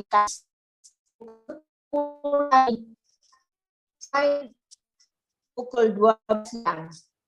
Bagi ibu-ibu atau saudari-saudari yang ingin bergabung dalam pelayanan kur ini, bisa menghubungi Ibu Lili Moka dengan nomor tertera di layar. Pengumuman yang keempat, Bunda Kudus memiliki media sosial seperti YouTube, Facebook, Instagram, dan Telegram yang memberitakan informasi-informasi tentang berbagai macam kegiatan Bunda Kudus. Ibu mendengarkan siaran ulang acara Bindoman, silakan kunjungi channel YouTube kami dengan nama Bunda Kudus. Pengumuman yang kelima, Bindoman akan mengadakan doa arwah selama bulan November. Bagi Bapak Ibu yang ingin mengirimkan nama-nama arwah didoakan, bisa mengirim lewat WA Sekretariat Bunda Kudus 521 dapat dititipkan langsung Sekretariat Bunda Kudus pada yaitu tanggal 11 dan 16 Oktober. Bunda memimpin ibadah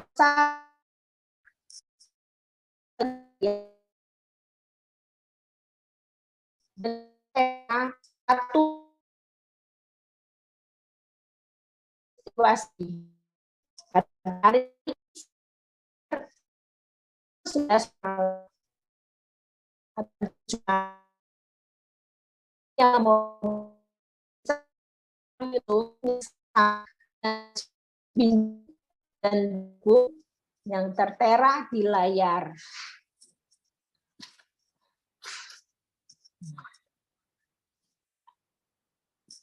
Pengumuman berikutnya,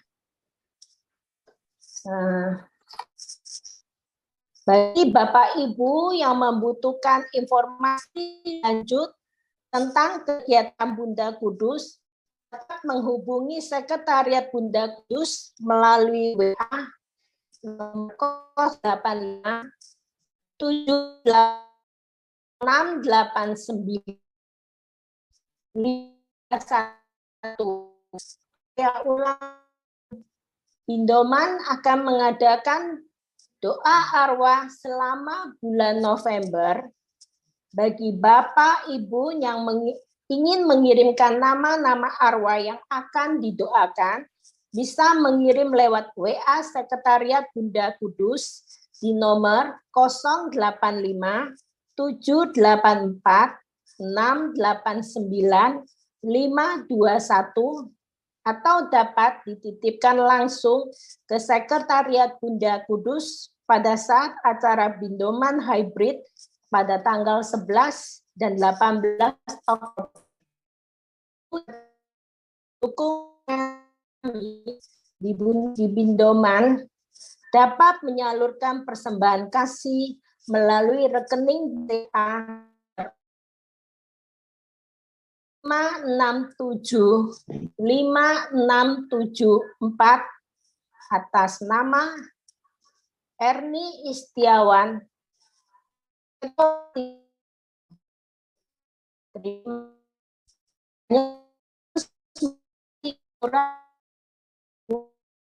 Yang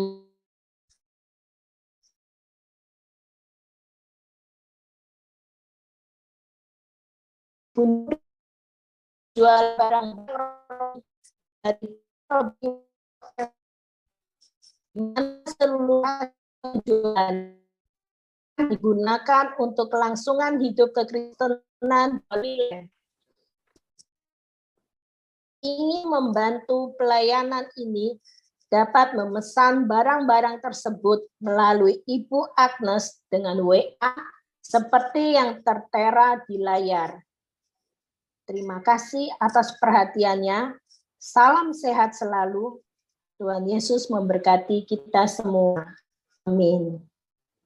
Terima kasih, Sisil.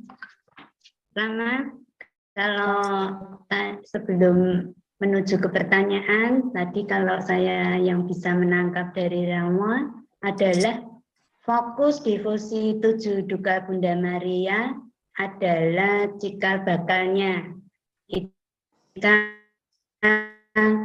Bunda Maria di bawah kaki Yesus. Dan ketika kita memandang salib, kita akan selalu teringat akan duka sengsaranya Bunda.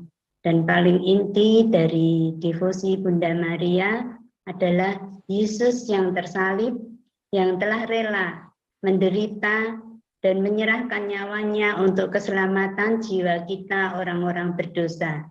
Melalui Maria, Yesus. Ya, saya lanjutkan ya Rama, di kolom chat sudah masuk ini pertanyaan dari Bapak Andreas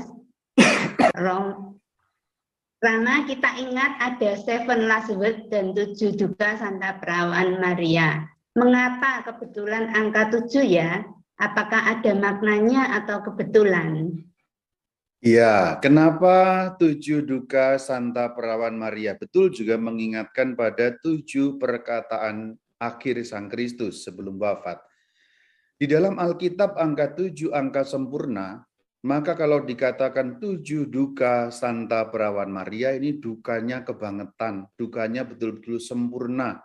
Tidak ada seorang mama yang melebihi dukanya Santa Perawan Maria. Begitulah maknanya, karena angka 7 dikaitkan dengan angka kesempurnaan. Demikian.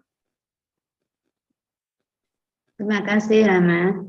Dari Bapak Chris Henry, selamat pagi Rama Bayu, dikatakan Nabi Simeon mengatakan akan menusuk jiwamu.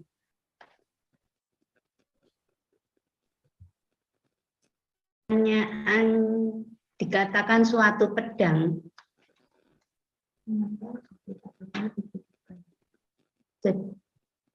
Mengapa jadi 7 duka? Apa ada makna dengan angka ini? Terima kasih. Ya, pertama Simeon tidak mengenal devosi ini. Simeon hidup jauh sebelum devosi ini muncul. Dan Simeon tidak secara rinci mengatakan atau memprediksi mengenai mengapa Simeon tidak mengatakan 7 pedang. Hal pertama yang harus kita lihat, Simeon hidup pada zaman Tuhan Yesus 2000 tahun yang lalu dan tidak kenal dengan devosi ini. Dan juga tidak bermaksud menubuatkan mengenai devosi ini, tapi bermaksud menubuatkan keadaan Bunda Maria nanti selama perjalanan hidupnya. Maka dikatakan 1 pedang, suatu atau terjemahan yang lebih harafiah itu 1 pedang atau sebuah pedang atau sebilah pedang. Tentu ini menggambarkan keseluruhan hidup Bunda Maria yang bagaikan jiwanya tertusuk pedang. Lalu kenapa tidak dikatakan 7? Ya 7 yang dibuat oleh gereja, itu tanda petik itu kan reka-reka. Dalam arti angkanya juga disengaja supaya 7. Sehingga Simeon tentu tidak memaksudkan 7 pedang. Kalau kita menghitungnya lain juga akan lain caranya.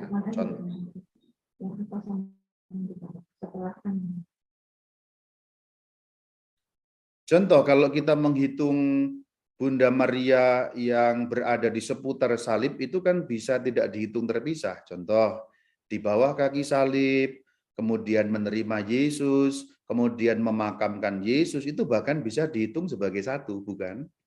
Gereja mengatur 7 memang disengaja supaya dengan makna angka 7 itu menyimbolkan atau melambangkan sebuah kesempurnaan.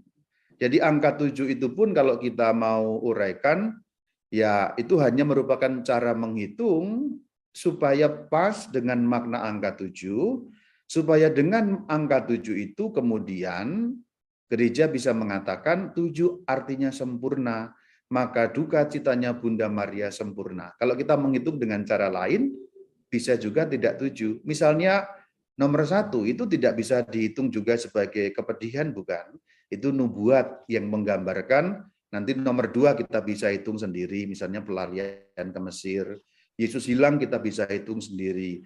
Peristiwa seputar salib itu juga kita bisa hitung sendiri. Jadi sebenarnya kalau kita menghitung dengan cara lain, bisa juga hanya 3. Yaitu lari ke Mesir,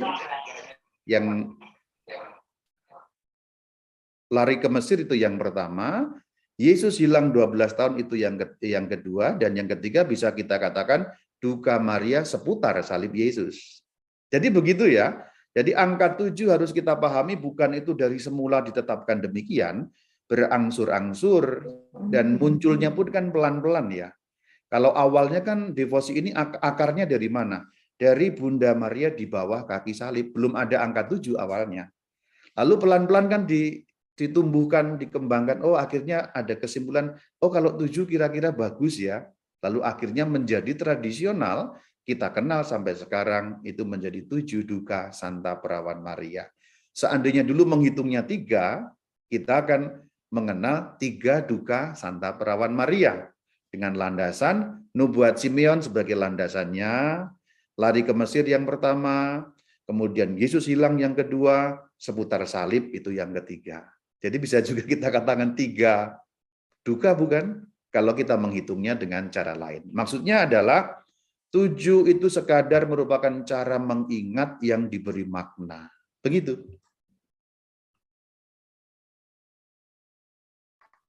Ya, terima kasih Rama. Kemudian ini pertanyaan dari Ibu Ani. Rama mohon pencerahan tentang Lukas 2 ayat 23. Anak sulung harus dikudus bagi Allah. Apa maksud kudus? Lalu bagaimana dengan anak nomor 2 dan selanjutnya? Terima kasih pencerahannya Rama. Baik, pertanyaan yang menarik. Lukas 2 ayat 23. Saya bacakan ya. Seperti ada tertulis dalam hukum Tuhan, semua anak laki-laki sulung harus dikuduskan bagi Allah. Dikatakan ada tertulis dalam hukum Tuhan. Nah, hukum Tuhan yang dimaksud ada di mana? Yuk kita lihat. Ternyata hukum Tuhan yang dimaksud ada di Keluaran pada bab yang ke-13. Maka kalau Anda ada Alkitab di hadapan Anda boleh membuka Keluaran 13, mulai dari ayat yang kedua, terus nyambung, atau kemudian lompat pada ayat yang ke-12. Tapi terutama ada pada ayat yang kedua. Perhatikan.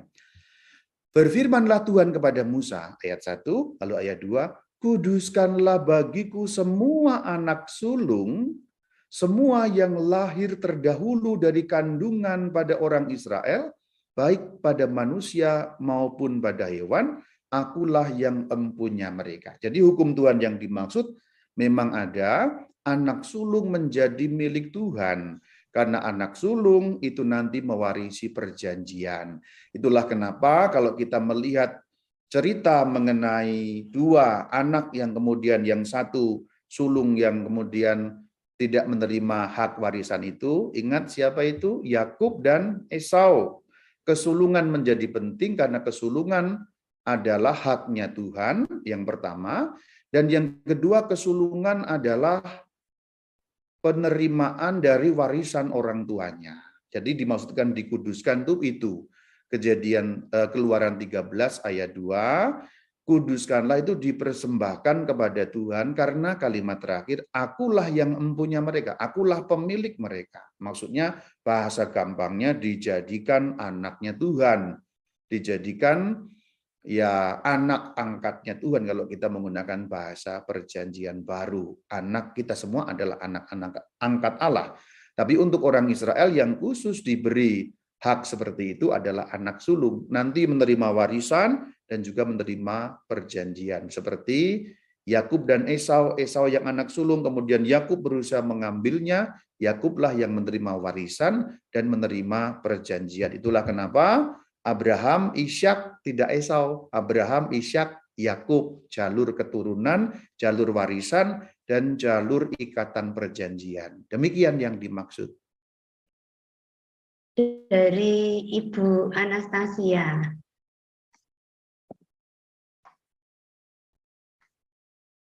Rama Simeon berkata bahwa pedang akan menembus jiwamu supaya menjadi nyata pikiran hati semua orang. Apa artinya menjadi nyata pikiran hati semua orang?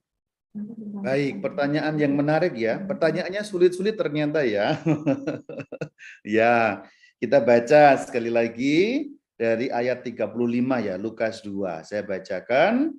Dan suatu pedang akan menembus jiwamu sendiri supaya menjadi nyata pikiran hati banyak orang. Apa artinya menjadi nyata pikiran hati banyak orang? Kalau kita membaca hanya dalam bahasa Indonesia memang tidak selalu gampang. Tapi saya akan kembali pada teks asli. Kalau kita membaca teks asli biasanya akan lebih mudah. Aku akan membuka Injil Lukas 2 ayat 35 di dalam bahasa Yunani aslinya ya. Apa sih maksudnya itu? Saya bacakan dalam bahasa Yunaninya. Ya berbunyi ya mana 2035 ya. Opos an ya.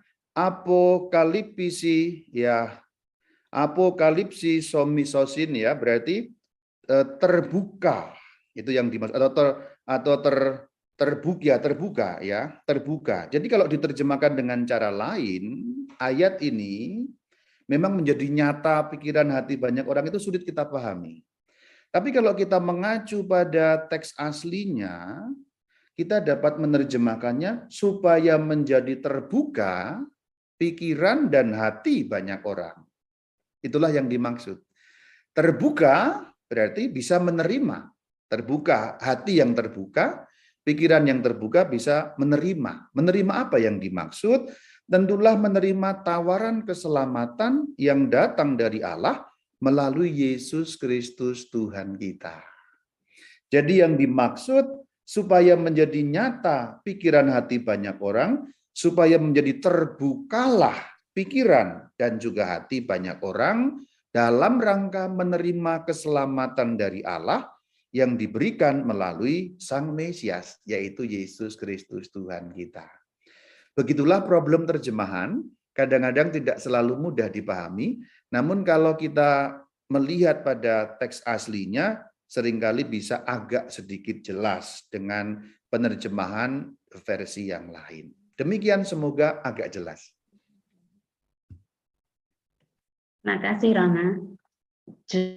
Dari Bu Anastasia juga, tadi saya suka Rosario 7 Duka Maria. Melakukan Rosario 7 Duka Maria ini? Ya, betul. Memang ada Rosario 7 Duka atau kadang-kadang disebut sebagai doa Jalan Bunda. Bolehkah mendoakan selama bulan Oktober ini? Boleh sekali, karena itu juga berkaitan dengan Bunda Maria. Jadi itu boleh didoakan bersama dengan Rosario. Memang sebenarnya nama resminya itu doa Jalan Bunda. Orang secara salah kaprah kadang menyebut sebagai Rosario ya. Tapi itu boleh didoakan. Demikian. Terima kasih Rama. Kemudian dari Ibu Diana, mohon penjelasannya Rama, apa ada janji-janji dari Allah dan Bunda Maria kalau kita rajin berdoa dan merenungkan doa 7 Duka Maria seperti doa kerahiman ilahi, Allah sendiri berjanji pada Suster Faustina. Iya, memang agak berbeda dengan devosi yang diwahyukan. Devosi kerahiman ilahi itu diwahyukan kepada Santa Faustina langsung. Tetapi devosi 7 Duka Maria tidak diwahyukan secara langsung, melainkan tumbuh berkembang dari sejarahnya tadi itu. Maka tidak ada janji-janji khusus yang diberikan kalau orang merenungkan 7 Duka Santa Perawan Maria, sebagaimana janji istimewa atau khusus yang diberikan kepada Suster Faustina kalau orang merayakan atau mendoakan devosi kerahiman ilahi. Tetapi apakah tidak ada gunanya? Tentulah ada sangat gunanya, karena dengan merenungkan 7 Duka Santa Perawan Maria, nomor 1, kita dikuatkan di dalam kedukaan kita sendiri. Apalagi para ibu, ya ibu-ibu, ini kan seorang ibu, kita dikuatkan di dalam menanggung kedukaan kita sendiri. Nomor 2, kita diingatkan untuk lebih lagi mengingat kurban Kristus yang oleh bilur-bilurnya kita menjadi sembuh. Dan tentu saja nomor 3, kesetiaan pada Tuhan, kita akan lebih meningkat dengan mengingat bahwa ternyata di dalam duka cita pun Bunda Maria setia sampai di bawah kaki salib. Jadi kalau orang menderita dikuatkan, kalau orang ingat Kristus, cinta kepadanya sampai menebus, dan kalau orang ingat kesetiaan pada Tuhan, meskipun tidak dijanjikan manfaat seperti itu, tentulah mengantar kita kepada kerajaan surga, bukan? Demikian. Ya, terima kasih Rama. Akhirnya kita sampai di penghujung acara. Sebelumnya kita bisa minta doa penutup dari Rama dan juga berkat dari Rama. Baik Ibu, terima kasih. Terima kasih saya ucapkan kepada komunitas Bunda Kudus, kelompok Bindoman, Bina Doa dan Iman. Dan saya senang sekali ketika mendapatkan tema ini karena saya sudah tahu kelompok ini adalah kelompok yang sebagian besar ibu-ibu meskipun para bapak ada. Maka tadi saya mengajak ibu-ibu membaca teks-teks itu dengan satu perasaan sebagai seorang mama. Saya kok mengira dan merasa Devosi ini cocok untuk ibu-ibu karena memang yang direnungkan itu sosok seorang wanita. Tentu bukan berarti ini eksklusif untuk para perempuan. Tentulah bagaimanapun para laki-laki pun juga diundang seperti Bunda Maria. Mungkin kalau para laki-laki ya bisa membayangkan seperti Santo Yohanes yang menyertai Bunda Maria. Jadi ibu-ibu merenungkan Bunda Maria di bawah kaki salib, bapak-bapak merenungkan Yohanes. Jadi laki-laki dan perempuan lengkap ada di bawah kaki salib Kristus. Mari kita berdoa. Dalam nama Bapa dan Putra dan Roh Kudus, amin. Tuhan Yesus Kristus, kami telah merenungkan bersama-sama dan membuka pelajaran iman mengenai Bundamu yang berduka cita dan setia sampai di bawah kaki salib-Mu. Tuhan, sertailah kami selalu bila mana kami mengalami penderitaan, kuatkanlah kami dengan kekuatan yang menguatkan Engkau pada jalan salib-Mu, supaya kami setia selalu sampai di bawah kaki salib-Mu, sehingga dari salib-Mu mengalir kepada kami keselamatan yang menyembuhkan bilur-bilur dosa kami.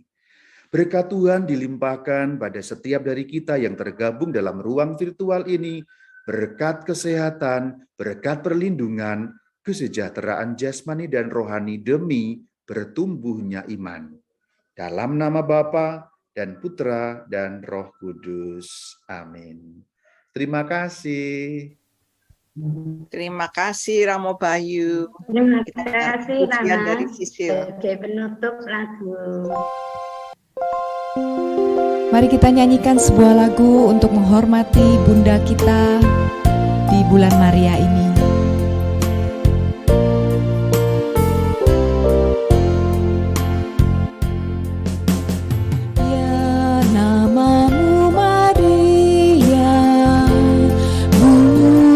Yang ku cinta,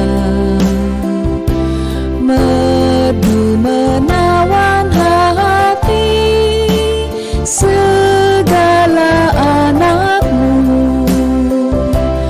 Patutlah nama itu hidup di batinku, dan nanti ku ucapkan saat ajakku.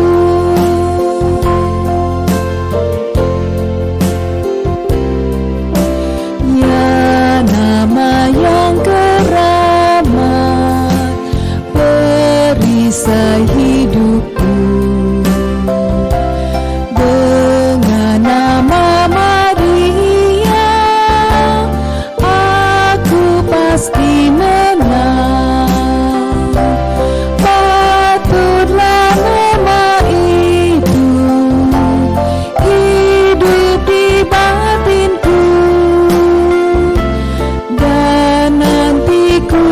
Ucapkan di saat ajakku,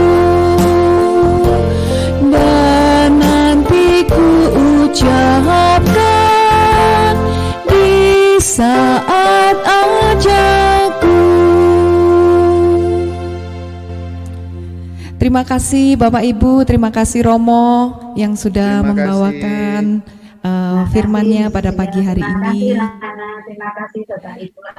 Oh ya, materi sudah saya share di itu ya, kolom chat ya. Jadi silakan Ibu Vera dan kawan-kawan untuk download dari situ. PDF-nya sudah saya kirimkan di chat itu. Iya Romo, terima kasih. Terima kasih Rama. Terima kasih Romo. Terima kasih Bapak Ibu. Salam sehat semuanya. Sampai jumpa minggu terima depan. kasih, Sisil.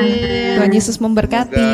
Thank you Sisil, Paulus. Sama-sama, Bu Ervina, Ayo, Bu Romo. Vera. Kapan offline mau ke Surabaya? Ya, dijadwalkannya sih Romo.